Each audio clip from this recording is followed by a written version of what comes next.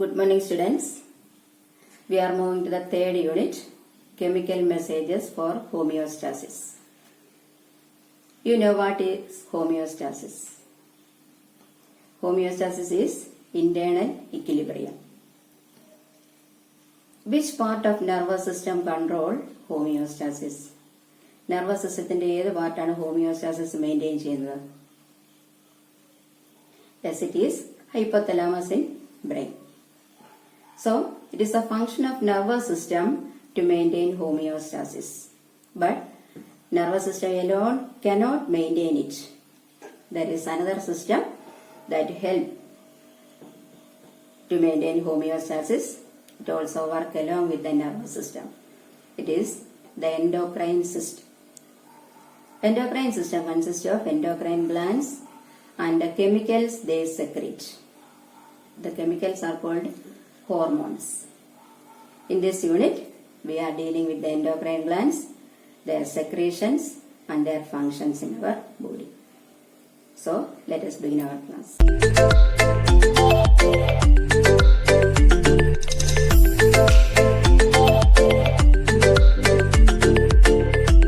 Look at the picture.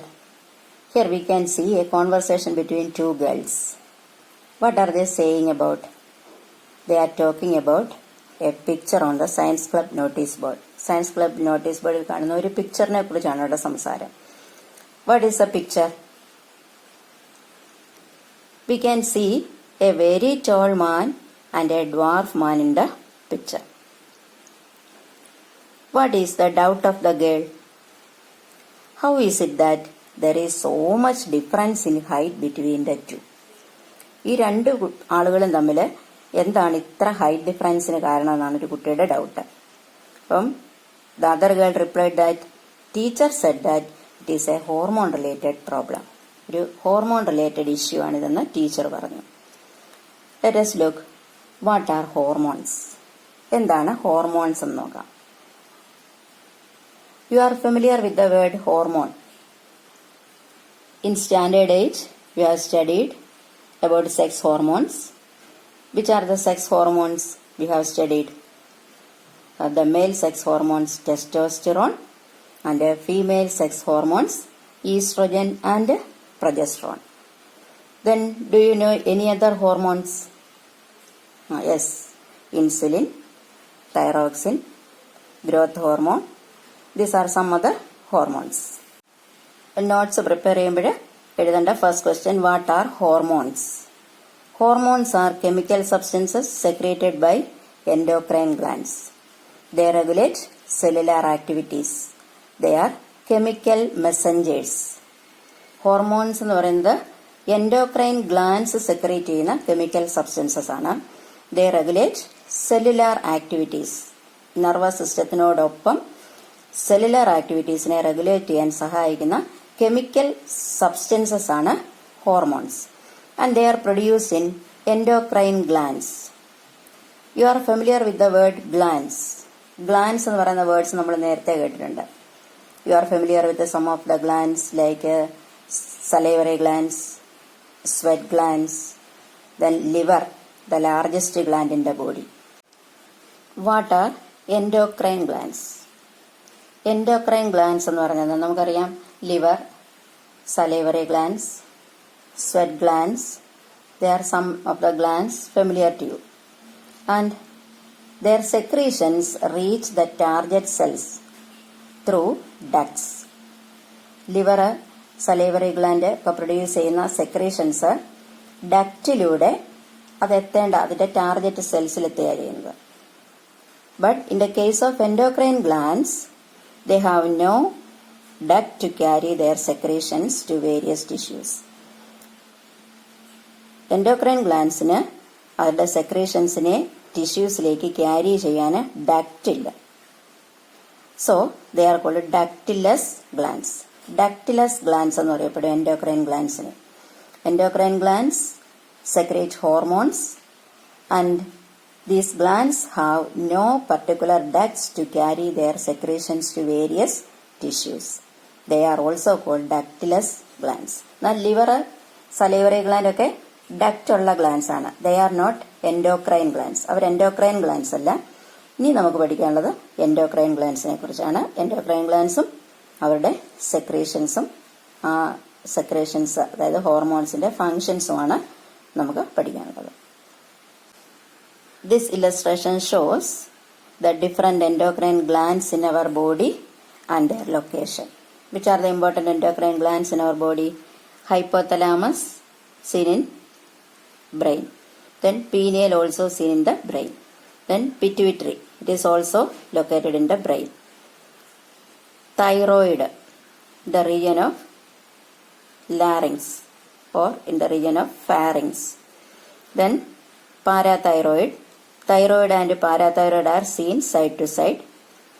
Then thymus gland, adrenal gland seen at the top of kidneys. കിഡ്നിയുടെ ടോപ്പിലായിട്ട് കാണുന്ന glands ആണ് adrenal glands. Then pancreas, the region of duodenum, ഡ്യുവോഡിനത്തിലെ റീജിയനിൽ കാണുന്ന pancreas. Then മെയിൽസിലെ ടെസ്റ്റിസും ഫീമെയിൽസിലെ ഓവറിയും. These are the different endocrine glands in human body. Endocrine glands have no ducts to carry the hormones to various tissues. Then how are the hormones transported? Hormones എങ്ങനെയാണ് transport ചെയ്യപ്പെടുന്നത്? The hormones are transported through blood. Blood വഴിയാണ് എല്ലാ ടിഷ്യൂസിലും എത്തുന്നത്. As hormones are transported through blood, do they act in all cells? ഇത് blood വഴി ചെല്ലുമ്പോൾ blood എല്ലാ സെൽസിലും എത്തുന്നുണ്ട്. അപ്പോൾ എല്ലാ ഹോർമോൺസും എല്ലാ സെൽസിലും ആക്ട് ചെയ്യുന്നുണ്ടോ? Observe the illustration. This illustration shows how hormone molecule reach the cell.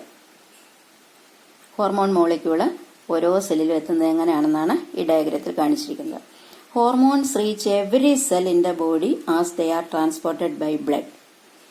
But each hormone act only upon those cells which have specific receptors. We can see hormone molecules in blood, and from the blood it reaches the cell. Here you can see two cells. Cells which have specific receptors can receive the hormone. Specific receptors ഉണ്ട് ഓരോ സെല്ലിലും. Cell മെംബ്രെയിനിൽ hormone receptors ഉണ്ട്. ആ hormone receptors specific ആണ്. എന്നുവെച്ചാൽ ഒരു hormone receptor ഒരു പ്രത്യേക ഹോർമോണിനെ മാത്രമേ റിസീവ് ചെയ്യുള്ളൂ. Here you can see this hormone receptor accept the hormone molecule and forming a hormone receptor complex. ഒരു ഹോർമോൺ റിസപ്റ്റർ കോംപ്ലക്സ് ഫോം ചെയ്തിട്ടുണ്ട്. But in the case of the second cell, in this case the hormone receptor is not specific. This receptor cannot accept the hormone. ഈ particular ഹോർമോണിനെ absorb ചെയ്യാൻ ഈ റിസപ്റ്ററിന് സാധിക്കില്ല. So the cells which are acted upon by hormones are their target cells. Hormones ഏത് സെല്ലിലാണോ act ചെയ്യപ്പെടുന്നത് ആ സെൽസിനെ target cells എന്ന് പറയും. So what are target cells? The cells which are acted upon by hormones are called target cells. Then each hormone act only upon those cells which have specific receptors. Specific receptors ഉള്ള സെൽസിൽ മാത്രമേ hormones act ചെയ്യത്തുള്ളൂ. Then the formation of hormone receptor complex. Hormone receptor complex എങ്ങനെയാണ് form ചെയ്യുന്നത്? The cells have specific receptors to receive specific hormones, and each hormone molecule binds with the receptor to form a hormone receptor complex. ഈ കാണുന്ന ഒരു hormone receptor complex ആണ്. Specific hormone receptors specific ഹോർമോണിനെ bind ചെയ്ത് ഒരു hormone receptor complex form ചെയ്യും. ഇതാണ് formation of hormone receptor കോംപ്ലക്സിന്റെ ആൻസർ എഴുതേണ്ടത്. Then influence of hormone in target cells. ഇപ്പോൾ ഹോർമോൺസ് ടാർഗറ്റ് സെൽസ് എത്തിക്കഴിഞ്ഞാൽ അതെങ്ങനെയാണ് ആ സെല്ലിനെ ഇൻഫ്ലുവൻസ് ചെയ്യുന്നത്? The enzymes are activated within the cell. When the hormone reach the target cell, the enzymes in the cell is activated and certain changes occur in the cellular activities. സെല്ലിന്റെ ആക്ടിവിറ്റീസിൽ changes വരുത്തും. influence of hormone in target cells. The enzymes are activated within the cell and certain changes occur in the cellular activities. ഇത്രയുമാണ് hormones, endocrine glance, ഹോർമോൺസിന്റെ transportation ഇതുമായിട്ട് ബന്ധപ്പെട്ട് നമുക്ക് മനസ്സിലാക്കേണ്ടത്. Then let us learn about the hormones in our body in detail. First one, hormones secreted by pancreas. We know that pancreas plays a major role in digestion. Digestion വളരെ important role play ചെയ്യുന്ന ഒരു gland ആണ് pancreas. It helps to digest starch and protein. Here in the diagram you can see pancreas and islets of Langerhans. What is islet of Langerhans? It's a region of pancreas that contain endocrine cells. Endocrine cells contain ചെയ്യുന്ന പാൻക്രിയാസിന്റെ റീജിയനെയാണ് islets of Langerhans എന്ന് വിളിക്കുന്നത്. Islet of Langerhans is a region of pancreas that contain endocrine cells. There are two types of endocrine cells, alpha cells and beta cells. These alpha cells and beta cells secrete hormones. ഇത് രണ്ടും hormones secrete ചെയ്യുന്നുണ്ട്. Alpha cells produce glucagon and beta cells produce insulin. So pancreas produce two hormones, insulin and glucagon. Let us see what is the action of these hormones. Let us see what are the functions of insulin and glucagon. Insulin help in the cellular uptake of glucose molecules.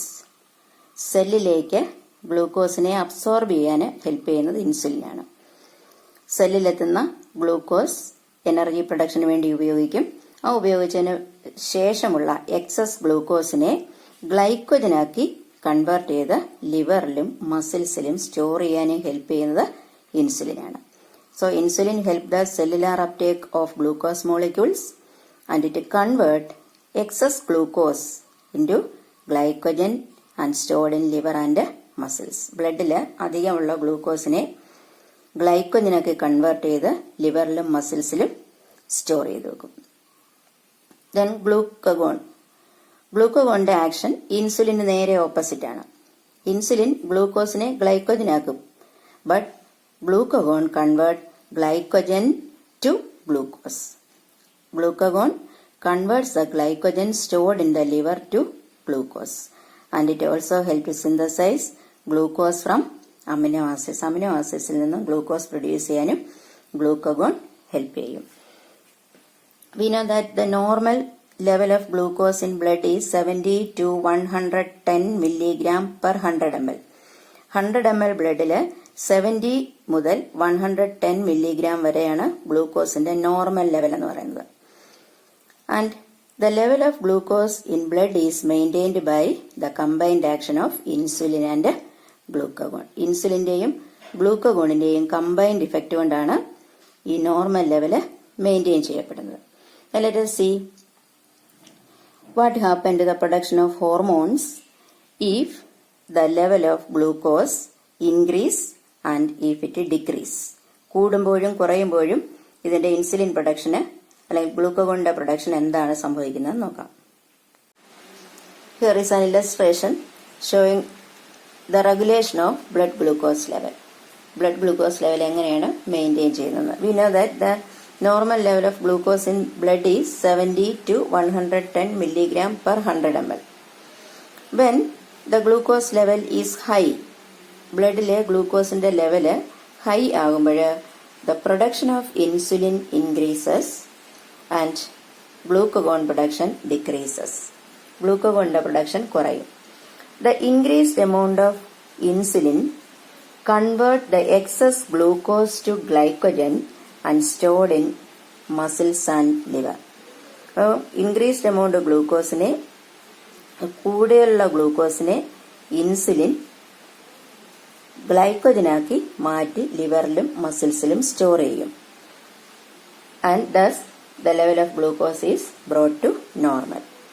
അങ്ങനെ ഗ്ലൂക്കോസിന്റെ level നോർമലിലെത്തിക്കും.